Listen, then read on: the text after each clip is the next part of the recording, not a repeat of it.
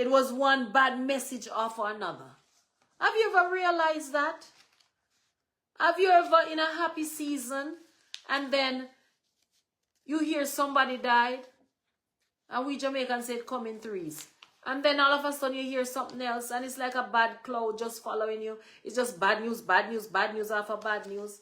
I realized while I was studying this message that destruction comes quickly.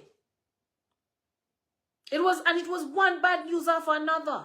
And I realized that earthly possession that we take years to build can vanish in a minute. I realize that God knows all things, good and bad. He's God.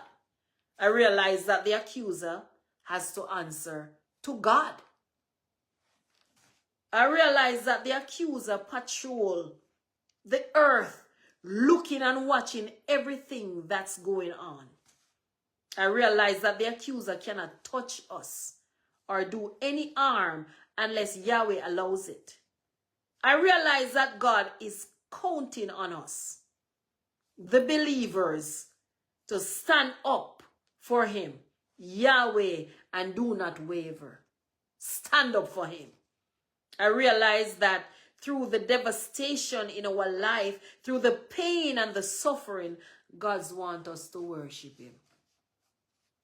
Job worshiped the Lord when he lost everything, including his 7 sons and 3 daughters. Who does that?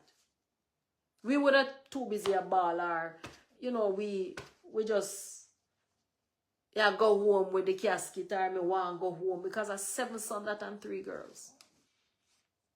Can you imagine?